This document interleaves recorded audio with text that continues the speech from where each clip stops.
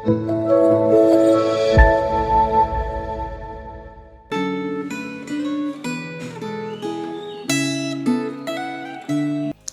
Bapak Ibu Saudara sekalian, kembali mari. Hari ini kita bersama-sama mau merenungkan firman Tuhan, kita satu di dalam doa.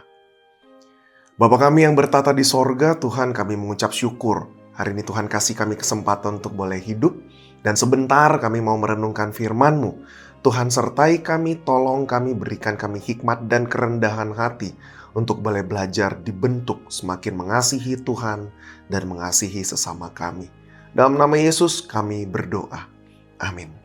Bapak Ibu Saudara sekalian, tema Gema hari ini adalah akibat keputusan yang salah. Terambil dari Kejadian pasal 19. Tetapi kita hanya akan membaca ayat 1-11 dan ayat 24-25. Demikian firman Tuhan. Sodom dan Gomora dimusnahkan, Lot diselamatkan. Kedua malaikat itu tiba di Sodom pada waktu petang. Lot sedang duduk untuk gerbang Sodom, dan ketika melihat mereka, bangunlah ia menyongsong mereka, lalu sujud dengan mukanya sampai ke tanah, serta berkata, "Tuan-tuan, silahkanlah singgah ke rumah hamba-Mu ini. Bermalamlah di sini dan basuhlah kakimu. Maka besok pagi tuan-tuan boleh melanjutkan perjalanannya." Jawab mereka, "Tidak, kami akan bermalam di tanah lapang." Tetapi karena ia sangat mendesak mereka, singgahlah mereka dan masuk ke dalam rumahnya. Kemudian ia menyediakan hidangan bagi mereka, ia membakar roti yang tidak beragi, lalu mereka makan. Tetapi sebelum mereka tidur, orang-orang lelaki dari kota Sodom itu, dari yang muda sampai yang tua, bahkan seluruh kota tidak ada yang terkecuali datang mengepung rumah itu. Mereka berseru kepada Lot, "Di manakah orang-orang yang datang kepadamu malam ini? Bawalah mereka keluar kepada kami supaya kami pakai mereka." Lalu keluarlah Lot menemui mereka ke depan pintu, tetapi pintu ditutupnya di belakangnya. Dan ia berkata, "Saudara-saudaraku, janganlah kiranya berbuat jahat. Kamu tahu aku mempunyai 2 orang anak perempuan yang belum pernah dijamah laki-laki. Baiklah mereka kubawa keluar kepadamu, perbuatlah kepada mereka seperti yang kau pandang baik.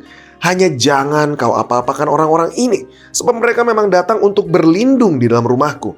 Tetapi mereka berkata, "Enyahlah." Lagi kata mereka, "Orang ini datang ke sini sebagai orang asing, dan dia mau menjadi hakim atas kita. Sekarang kami akan menganiaya engkau lebih daripada kedua orang itu." Lalu mereka mendesak orang itu, yaitu Lot, dengan keras, dan mereka mendekat untuk mendobrak pintu. Tetapi kedua orang itu mengulurkan tangannya, menarik Lot masuk ke dalam rumah, lalu menutup pintu. Dan mereka membutakan mata orang-orang yang di depan pintu rumah itu, dari yang kecil sampai yang besar, sehingga percumalah orang-orang itu mencari-cari pintu. Ayat 24-25. Kemudian Tuhan menurunkan hujan belerang dan api atas Sodom dan Gomora, berasal dari Tuhan, dari langit. Dan ditunggang balikannya lah kota-kota itu, dan lembah Yordan, dan semua penduduk kota-kota, serta tumbuh-tumbuhan di tanah. Tetapi istri Lot yang berjalan mengikutinya menoleh ke belakang, lalu menjadi tiang garam. Saudara, sedemikian jauh pembacaan firman Tuhan. Dari bagian yang kita baca hari ini, kita menyaksikan bagaimana Lot sebenarnya menghadapi sebuah keadaan yang begitu sulit. Tidak lain tidak bukan karena dulu dia pernah mengambil sebuah keputusan yang tidak sesuai dan kehendak Tuhan. Kita melihat ketika Abraham meminta dia untuk memilih tanah di mana dia akan tinggal, kemudian Lot hanya memperhatikan dan mempertimbangkan keuntungan materi, sehingga dia memilih untuk tinggal di kota Sodom yang daerahnya begitu tampak subur, agar ternaknya mudah untuk mendapatkan makanan. Dia tidak memperdulikan sebuah kenyataan bahwa penduduk Sodom itu sangat jahat. Pada malam hari, di hari kedatangan kedua malaikat yang terlihat sebagai 2 orang biasa itu, para lelaki kota itu mendatangi mereka dan ingin memperkosa mereka. Saudara, mereka, orang Sodom, lebih menyukai praktek homoseksual ketimbang heteroseksual. Praktek homoseksual adalah praktek penyimpangan seksual yang dilarang dengan tegas di dalam perjanjian lama di dalam Imamat 18 ayat 22. "Janganlah engkau tidur dengan laki-laki secara orang bersetubuh dengan perempuan, karena itu suatu kekejian." Kita melihat kebobrokan yang kedua. Kemudian kita mendapati Lot melindungi mereka dengan menawarkan kedua anak gadisnya sebagai pengganti. Tetapi mereka menolak. Saudara, niat Lot menyerahkan kedua anak gadisnya sebagai pengganti, ini pun merupakan sebuah tindakan kekejian yang merendahkan kaum wanita. Dan yang ketiga, saudara, di ayat 30-38 kita pun melihat kebobrokan moral ini ditambah lagi ketika kedua gadis daripada Lot kemudian membuat ayahnya mabuk, saudara.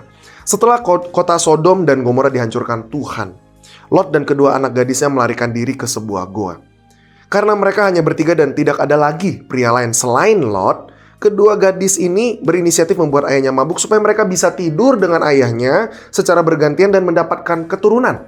Akhirnya dari keturunan mereka lah muncul yang namanya bangsa Moab dan bangsa Amon, yang kemudian turun-menurun menjadi musuh daripada bangsa Israel. Terlihat jelas dalam kisah keluarga ini, bahkan hanya dari satu pasal saja, saudara, keluarga Lot kesalahan memilih lingkungan tempat tinggal bisa berakibat sangat fatal. Kesalahan yang sama juga sebenarnya bisa terjadi dalam kehidupan kita, saudara dan saya. Terutama ketika kita diperhadapkan, kita harus mengambil sebuah pilihan. Jika yang dipilih adalah antara pilihan yang sama-sama baik, memuliakan Tuhan, saudara, ini tidak akan menjadi masalah. Yang menjadi masalah adalah ketika kita sudah tahu mana pilihan yang menyenangkan Tuhan dan mana pilihan yang sebenarnya tidak atau berdosa, tapi kita punya hati dan tetap memilih yang tidak sesuai dengan kehendak-Nya. Pernahkah saudara mengambil suatu pilihan atau diperhadapkan dengan pilihan-pilihan yang membuat saudara kemudian sering rasanya dipaksa untuk melakukan hal-hal yang tidak sesuai dengan kehendak Tuhan? Apakah mungkin karena keuntungan materi yang akan saudara peroleh yang dijanjikan, yang membuat saudara akhirnya harus mengabaikan nilai-nilai moral, nilai-nilai rohani, saudara? Rasul Paulus dalam 1 Korintus 15 ayat 33 mengingatkan, janganlah kamu sesat. Pergaulan yang buruk merusakkan kebiasaan yang baik. Peringatan tersebut mengingatkan kita agar kita berhati-hati memilih lingkungan. Baik itu lingkungan tempat tinggal, lingkungan kerja, lingkungan sosial, hobi, maupun lingkungan tempat kita belajar. Saat kita membuat pilihan, saudara, kita harus mempertimbangkan apakah pilihan tersebut memuliakan Tuhan, menyenangkan Tuhan atau tidak. Bahkan bukan hanya soal aspek untung dan rugi perihal materi. Keputusan yang kita ambil selalu memiliki konsekuensi, dan tidak jarang ketika kita salah memilih akan berakibat fatal. Setiap kali kita diperhadapkan dengan pilihan, kita perlu, saudara, untuk bertanya kepada Tuhan, apa yang menjadi kehendak Tuhan bagi diri saya?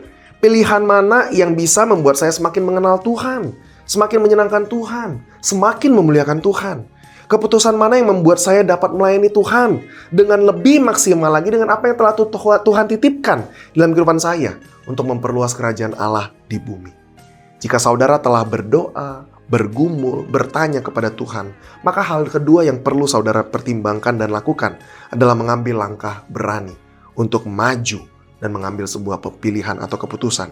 Sekalipun memang tidak selalu jawaban dari Tuhan itu begitu jelas, tetapi beranilah untuk mengambil pilihan atau keputusan itu dengan percaya pada pimpinan Allah dan hikmat yang telah Allah berikan kepada kita, yang bisa kita pertimbangkan dengan akal budi kita, saudara. Dan percayalah, karena Allah yang memegang setir kehidupan kita, maka kemanapun saudara melangkah, apapun pilihan yang saudara ambil, Allah menyertai kita.